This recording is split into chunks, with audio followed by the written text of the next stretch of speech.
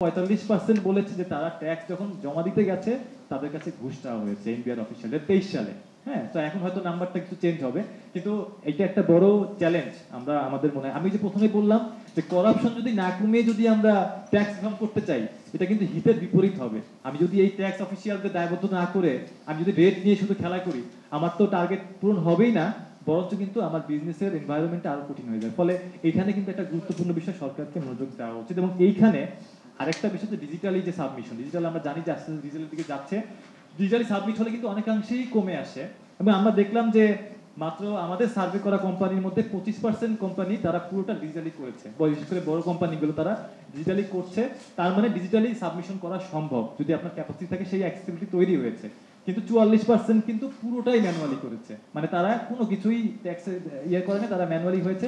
এবং আমাদেরকে interview respondent বলেছে যে দুই পক্ষে এক ধরনের আগ্রহ কাজ করে যে ট্যাক্সটা ম্যানুয়ালি দেওয়ার জন্য, অর্থাৎ এনবিআর অফিসিয়াল সেও তাকে এনকারেজ করে আপনি ম্যানুয়ালি দেন, আবার সে হয়তো যিনি দিচ্ছেন সেও ম্যানুয়াল দিতে চান, কারণ সেখানে কিন্তু নাম্বারগুলো একটু ডিস্টর্ট করার সুযোগ থাকে, অফিসিয়ালও কিছু টাকা ইনকাম করার সুযোগ থাকে, আবার একই সাথে কিন্তু সেটার একটা মানে ট্যাক্স যারা দেন তাদের একটা সুযোগ থাকে কিছুটা কমিয়ে দেওয়ার ক্ষেত্রে। ফলে এই মাইন্ডসেটটা শুধুমাত্র ডিজিটাল ইনফ্রাস্ট্রাকচার হলেই যে হবে তা না, এই মাইন্ডসেটটা পরিবর্তন বাধ্যতামূলক করার বিষয় আছে, যেটা আমি রিকমেন্ডেশন একটু পরে বলবো। ফলে এই জায়গাটাতে আমার কাছে মনে হয় যে আমাদের ট্যাক্সের 44 মানে একটা বড় জায়গা যদি করা যেতে পারতো, তাহলে হয়তো সেইটা হয়তো আমাদের, আমি বলবো যে ট্যাক্সের যে প্রবলেমগুলো বললাম করাপশনের ক্ষেত্রে কিছুটা কমিয়ে আনতো। আচ্ছা, আমি শেষ পর্যায়ে চলে আসি, রিকমেন্ডেশনগুলো একটু বলি। আচ্ছা, প্রথম রিকমেন্ডেশন হচ্ছে, প্রথম কথা হচ্ছে যে আমরা বলছি যে বাংলাদেশের যে ওই আপনারা জানেন কিছুদিন পর বাজেট, তো আমি আমাদের জেনারেল রিকমেন্ডেশনগুলো বলবো, আর কিছুদিন পর যে বাজেট হচ্ছে সেই বাজেটের জন্য আমরা কিছু পয়েন্ট বলবো, যে পয়েন্টগুলো আসলে হয়তো সরকার এখন চাইলে দিতে পারে, তারা যদি মনে করে এই বাজেট করার ক্ষেত্রে তাদের এটা প্রয়োজন।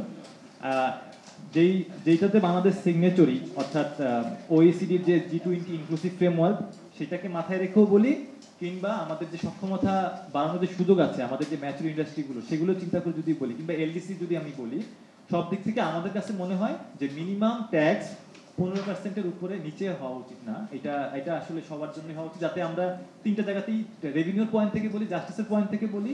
15% একটা খুব মানে আমি বলবো যে খুব বড় rate compare to other country তা কিন্তু না, কিন্তু 15% হলে কিন্তু আমার ন্যায্যতার ক্ষেত্রে একটা বড় অ্যাচিভমেন্ট হতে পারে। ফলে আমরা এই বাজেটের কথা আমরা বলছি যে এই বাজেট থেকেই সরকার চাইলে, আমরা অলরেডি আলোচনা শুনছি যে গার্মেন্টসের এই যে সাবসিডিতে টাকা হবে না, কিন্তু 15% নাম্বারটা সরকার বিবেচনা করতে পারে, কারণ এটা গ্লোবালি যেহেতু আমরা একটা কমিটমেন্ট দিয়েছি, এটা আমাদের সেই জায়গা থেকে 15% ট্যাক্সেরটা সরকার চিন্তা করতে পারে। আমাদের যে এই যে 2.5%-এর যে ক্যাপিটাল মার্কেটের যে একদম ফ্ল্যাট একটা ইনসেন্টিভ আছে, সেটাকে আমরা বলছি যে এটাকে যদি রেখে দিতে হয়, এটাকে রিফর্ম করে অন্তত কন্ডিশনাল বেসিসে দেওয়া, ফ্ল্যাট সবার জন্য না দেওয়ার থেকে যদি কন্ডিশনাল বেসিসে দেওয়া হয়, সেক্ষেত্রে হয়তো আমার মনে হয় যে একটু অন্যদিকে ইনসেন্টিভ হলে ক্যাপিটাল মার্কেটের পয়েন্ট থেকে ভালো হবে, সরকারের রেভিনিউ জেনারেশনের পয়েন্ট থেকে ভালো হবে। আবার আমরা যদি জাস্টিসের কথা বলি, যে আমি মার্কেটের বাইরে, আপনি যদি কাউকে মার্কেটে নিয়ে আসতে চান আপনি অন্য মেকানিজম খাটান, কিন্তু ট্যাক্সের ক্ষেত্রে এখানে তো এটা কাজ করছে না। ফলে আমরা বলছি এটাকে কন্ডিশনাল করা যেতে পারে, এবং সেটা এই বাজেট থেকে সরকার চিন্তা করতে পারে, যেহেতু আমরা জানি আইএমএফ থেকে প্রচুর প্রেশার আছে, এবং সেটা করতে গিয়ে সরকার ভ্যাটের মতো যে জিনিসগুলো আসলে মানে ইনইকুয়ালিটি বাড়ায় সেই জিনিসের এফোর্ট দিচ্ছে, কিন্তু আমরা বলছি যে এই জায়গাটাতে আমাদের এফোর্ট দিতে হবে, কারণ এগুলো কিন্তু ইনইকুয়ালিটি কমানোর একটা ভূমিকা রাখে, ভ্যাটকে আমরা প্রমোট করতে চাই না। পরবর্তীতে যেটা আমরা বলছি যে এই যে বললাম যে অ্যাকাউন্টেবল প্রফিট কিরকম হবে, একটা এনবিআর অফিসিয়াল তার পক্ষে তো আমি যদি, এটাও তো আমি ফেয়ার না, তাকে যদি আমি বলি যে সেইটা বুঝবে যে পুরো প্রফিটটা কেমন হয়েছে।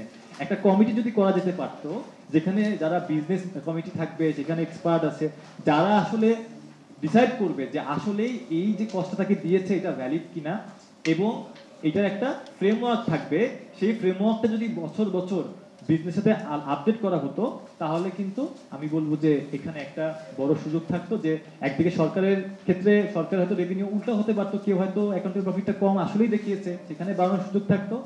একই সাথে কেউ আবার হয়তো এমন সুযোগ হয়েছে যে তারও বার্ডেনটা বেশি হয়ে যাচ্ছে, সেটা কম না। ফলে আমরা বলছি যে একটা কমিটি করে দেওয়া, যেখানে বিজনেস অফিসিয়াল থাকবে, এনবিআররা থাকবে, এক্সপার্টরা থাকবে, সিএ থেকে থাকতে পারে, তারা একটা যদি কোনো ডিসপিউট হয় যে আমার অ্যাকাউন্ট থেকে খরচ হয়েছে এত টাকা, কিন্তু এনবিআর মানছে না, সেই ডিসপিউটটা এই কমিটি ডিসাইড করবে যে আসলে এটা কি রিজনেবল কিনা, এটা কি লজিক্যাল কিনা। এবং এই যে ফ্রেমওয়ার্কটা আমরা বলছি, আপনারা জানেন যে বিজনেস এখন অনেক ইনোভেটিভ খরচ হচ্ছে, এটা ফ্রেমওয়ার্ক থাকবে, যেই ফ্রেমওয়ার্কটা এখন আছে এটাকে প্রতি 2 বছর বা 1 বছর অন্তর অন্তর রিভিউ করা যে হ্যাঁ এখানে কি নতুন নতুন খরচের জায়গা আসছে কিনা। আমরা জানি যে প্রমোশনাল জায়গাতে অনেক ধরনের খরচের বিষয় আছে, যেগুলো তো ট্র্যাডিশনাল বিজনেসে হয়তো আমরা চিন্তা করতে পারি না। গিগ ইকোনমি বড় হচ্ছে, সেখানে কিন্তু অনেক ধরনের খরচের জায়গা আসছে। ফলে আমরা বলবো যে আস্তে আস্তে সেই জায়গাটাতে রিভিউ করার একটা প্রভিশন রাখা, এটাও সরকার চাইলে এই বাজেট থেকে চিন্তা করতে পারে। একটা টার্গেট রাখা, স্পেসিফিক টার্গেট, শুধুমাত্র ট্যাক্স রেভিনিউ বাড়ানো তা না, কর্পোরেট প্রফিট যেটা আমি বললাম সেটা কিভাবে বাড়ানো যায়, সেটা যদি বাড়ানো যেতে পারে তাহলে কিন্তু আমরা ইফেক্টিভ ট্যাক্সের 23%, যেটা কিনা এখন 33%-এর মতো আছে, সেটা কমিয়েও কিন্তু আমরা এই এই আমাদের ট্যাক্স রেভিনিউর যে টার্গেটটা সেটা আমরা অ্যাচিভ করতে পারবো। ফলে আমরা বলছি যে ওই জায়গাতে হাত দেওয়া, যে শুধুমাত্র ট্যাক্স নিয়ে আসবো, অন্যান্য যারা অথরিটি আছে, যারা কিনা কর্পোরেট ফার্মগুলো ভালো মন্দ দেখেন, তাদের কিভাবে আসলে তারা প্রফিটটা বাড়াতে পারে, তারা আরো কিভাবে ভালো বিজনেস এনভায়রনমেন্ট দেওয়া যায়, সেটা যদি আমরা প্রমোট না করি, যদি প্যারালি না আগায়, কোনোটাই কিন্তু আগাবে না। আমাদের ইফেক্টিভ বার্ডেনটা অনেক বেশি মনে হবে সরকার মানে বিজনেসের উপর, সেটা আমরা চাই না। এবার যদি ট্যাক্স বেস নিয়ে বলি, আমরা দেখেছি যে 59% কোম্পানি, যদি বেস্ট কেস বলি 59% কোম্পানি কাভার হলেই হয়তো হয়ে যাচ্ছে। কিন্তু এখানে একটা চ্যালেঞ্জ দেখেন, আমরা হিসাব করতে পারছি না যে আসলে কি পরিমাণ কোম্পানি রেজিস্টার্ড আছে। তো যদি ইনঅ্যাক্টিভ হয়েই থাকে, সেই তথ্য তো রিপোর্টে দেওয়া উচিত, রিভিউ করা উচিত যে কি পরিমাণ কর্পোরেট আসলে অ্যাক্টিভ আছে এবং তারা আসলে মানে রিটার্ন সাবমিট করছে না, তাহলে আপনারা বুঝতে পারবেন না সিনারিওটা কেমন। ফলে আমরা বলছি যে এই তথ্যটা নিয়মিত আপডেট করা, যে কি পরিমাণ কোম্পানি অ্যাক্টিভ আছে, এবং এটাকে একটা এনবিআর এর সহায়তা নিয়ে জয়েন্ট স্টক রেজিস্ট্রার অফিস তারা যদি এটাকে একটা প্রতি বছর রিপোর্ট দেয় যে কোন কোন কোম্পানি আসলে রেজিস্টার্ড এবং কারা কারা টিম ওখানে দিচ্ছে বা দিচ্ছে না, তাহলে কিন্তু আপনারা জানেন বিজনেসের একটা বড় কস্ট কিন্তু রেপুটেশন। তার যদি রেপুটেশন খারাপ হয়ে যায়, আপনারা দেখেন যে ইসরায়েল কিংবা এই ধরনের বিষয়গুলোতে রেপুটেশন কিচ্ছু না, প্রোডাক্টের কোয়ালিটি কিচ্ছু না, রেপুটেশনের কারণে তার বিজনেস পড়ে যাচ্ছে। ফলে আপনি যদি তার রেপুটেশনকে একটা পানিশ হিসেবে চিন্তা করেন, কস্ট হিসেবে চিন্তা করেন যে হ্যাঁ আমি প্রতি বছর দেখতে পাচ্ছি এই কোম্পানিগুলো আমার ট্যাক্স দিচ্ছে না, এই কোম্পানিগুলো আমার এনবিআর রিটার্ন দিচ্ছে না, সেটাও কিন্তু এক ধরনের ইনডিরেক্টলি চাপ তৈরি করবে কোম্পানিগুলোর উপরে। ফলে আপনার কিন্তু একটা জায়গা তৈরি। ফলে আমরা রেকমেন্ডেশন দিচ্ছি যে এই রিপোর্টগুলোকে প্রতিনিয়ত দেওয়া এবং সেখানে একটা জবাব দিতে জায়গা তৈরি করা, যে কোন কোন কোম্পানিগুলো রিটার্ন দিচ্ছে না, কি পরিমাণ ট্যাক্স যদি আপনি নাও দেন, রিটার্ন কারা দিচ্ছে না সেটা অন্তত যাতে থাকে ওখানে। তাহলে আমরা বুঝবো যে এত বড় একটা অংশ রিটার্ন দিচ্ছে না, তাহলে তারা কিভাবে অপারেট করছে, রেজিস্টার্ড হয়ে আছে, সেটা আমাদের বোঝার বিষয় আছে। বারংবার রিপিটেডলি যদি সে রিটার্ন সাবমিট না করে, এইটাকে একটা ক্রিমিনাল অফেন্স চিন্তা করতে হবে, এটা সংশোধন করতে হবে, কারণ এটা তো ইচ্ছা করে সে দিচ্ছে না, এবং সেখানে শুধু ফাইন্যান্সিয়াল পেনাল্টি দিয়ে এটা যথেষ্ট হবে না। আমাদের এখন সময় হয়েছে যে এইগুলোকে বারবার যদি ইচ্ছাকৃতভাবে রিটার্ন সাবমিট না করে, সেটাকে একটা ক্রিমিনাল অফেন্স হিসেবে দেখার একটা ব্যবস্থা করতে হবে, যাতে তাদের উপরে প্রচ্ছন্ন একটা চাপ তৈরি হয়। আমি একটা অভিজ্ঞতা শেয়ার করতে চাই, আমার বাবা নিজেও একজন বিজনেসম্যান। তো আমি যেটা করছি যে আমার বাবা অনেক সময় দেখা যায় যে সে ট্যাক্স রিটার্ন সাবমিট করতে গেলে অনেকটা ঝামেলায় পড়েন, ডিজিটালি হয়তো অনেক ইজি, বা ডিজিটাল ইয়েগুলো সে হয়তো ভালো বুঝেন না। তো আমার বাবার ট্যাক্স রিটার্নটা কিন্তু আমি সাবমিট করে দিই ডিজিটালি। তো আমার দ্বারা কিন্তু আমার ফ্যামিলি, আমার বাবা তারাও কিন্তু উপকৃত হচ্ছে। ফলে সরকারের উচিত যে স্কুল কলেজ ইউনিভার্সিটিতে যারা কিন্তু এখন ডিজিটালি মোর নলেজেবল, আমরা জানি যে এখনকার জেনারেশন কিন্তু ডিজিটালি আরো বেশি ইকুইপ, তাদের উপরে কম ইনভেস্টমেন্ট করেও কিন্তু আপনি ভালো ফল পেতে পারেন। তো এই যে স্কুল কলেজ একদম মাঠ পর্যায়ে থেকে তারও যদি শিক্ষা দেওয়া হয়, সে কিন্তু একটা ফ্যামিলিতে কন্ট্রিবিউট করতে পারবে যে তার বাবা বা তার ফ্যামিলি যে বিজনেস করছে, যদি এসএমই হয়, রিটার্ন সাবমিট করছে, এটা তো খুব কঠিন কাজ না। তো এটা যদি আমরা তাকে ইনভেস্ট করে করতে পারি, তাহলে কিন্তু ইনডিরেক্টলি আমি তার বাবাকে ট্রেন দিতে পারবো না, কারণ তার বাবা সক্ষমতা তো কম, ডিজিটাল সে বুঝে না।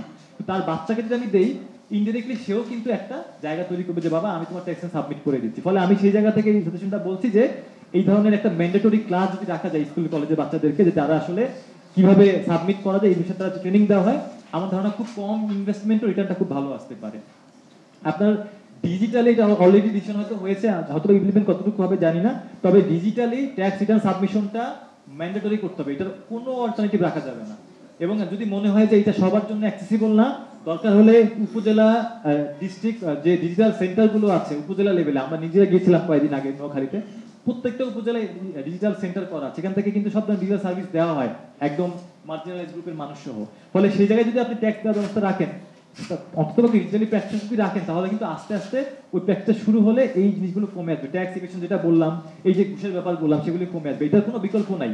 এইটা স্পেশাল আগামী দিনে আমাদের এই স্লোগানই হওয়া উচিত ডিজিটাল বাংলাদেশ। যদি আমি বলি তার থেকে বড় কথা ডিজিটাল ট্যাক্স সিস্টেম, এইটা হওয়া উচিত। সেটা আমাদেরকে আমাদের আরো রিটার্নের দিক থেকে আরো ভালো কিছু নিয়ে আসতে পারবে। এখানে এটা একটা বিজনেসদের থেকে একটা ইয়েতে বলা, আপনারা জানেন এখন নতুন নতুন অনেক ধরনের ইন্ডাস্ট্রি তৈরি হচ্ছে, গিগ ইকোনমি যেটা বলছি বড় হচ্ছে, অনেক ধরনের সেক্টর হচ্ছে যারা কিন্তু আস্তে আস্তে এখানে ইনভলভ হচ্ছে, বিজনেস করছে, তারা কিন্তু ট্যাক্স সেক্টরের মধ্যে আসছে না, সেইখানে কিন্তু তাদেরকে নিয়ে আসতে হবে। এবং একটা গবেষণা দেখা গেছে, আমি বলতে ভুলে গেছিলাম, যদি কোনো কোম্পানিকে আপনি যখন ট্যাক্স অডিট করবেন, আপনি যদি এই অডিটের মধ্যে তার সাপ্লায়ারের তথ্য আপনি নেন, অর্থাৎ সাপ্লাই চেনে, তার ভ্যালু চেনে কারা কারা আছে, সেই স্টেপটা করা হলে কিন্তু ট্যাক্সের কালেকশনটা অনেকাংশে বেড়ে যায়। এটা গুড প্র্যাকটিস আছে।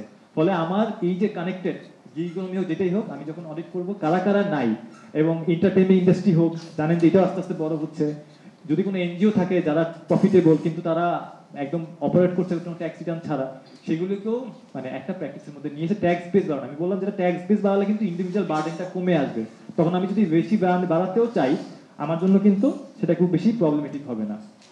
ট্যাক্স ইনসেন্টিভের ক্ষেত্রে আমরা বলছি যে এই যে স্পেশালি ফসিল ফুয়েলের যে পাওয়ার প্রডিউসার তাদের উপরে ইনসেন্টিভটা যদিও চুক্তি করা আছে, আমি জানি না কি মেকানিজম, এটা হয়তো স্যাররা ভালো বলতে পারবেন, কিন্তু আমার বক্তব্য হচ্ছে যে এটিকে উঠিয়ে দেওয়া যদি সম্ভব হয় এই বাজেট থেকেই। এই যে ফসিল ফুয়েল বেসে আমরা একটা খরচ করতে পারবো না, এটা আমাদের প্রত্যেকটা খরচ এই ফসিল ফুয়েলের জন্য ইনসেন্টিভ, সেটা প্রত্যেকটা খরচ আমাদের জন্য অন্যায্য। আমাদের এই যে যারা আমরা ট্যাক্স দেই কষ্ট করে, এটার জন্য অন্যায্য, এটা রাখা যাবে না, এটাকে উঠিয়ে ফেলতে হবে।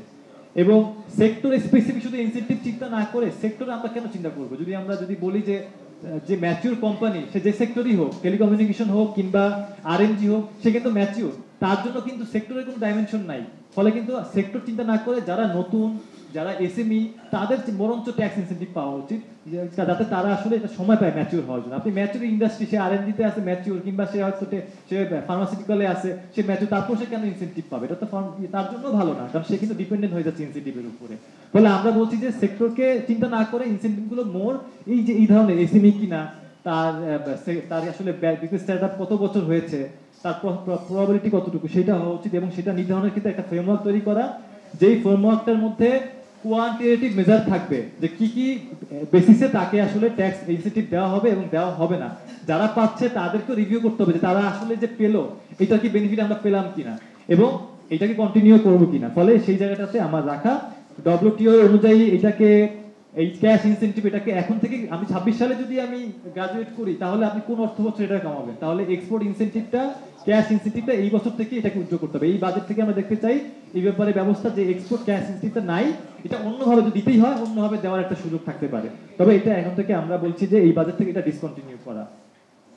একই সাথে ট্যাক্স এক্সপেন্ডিচারের যে তথ্যগুলো, যেটা এনবিএ হিসাব করেছে, আমরা ওখানে দেখলাম যে আদার সেক্টর বলে 31% এক্সপেন্ডিচার বলা হচ্ছে। এই যে 31% আপনার ট্যাক্স এক্সপেন্ডিচার কোথায় যায়?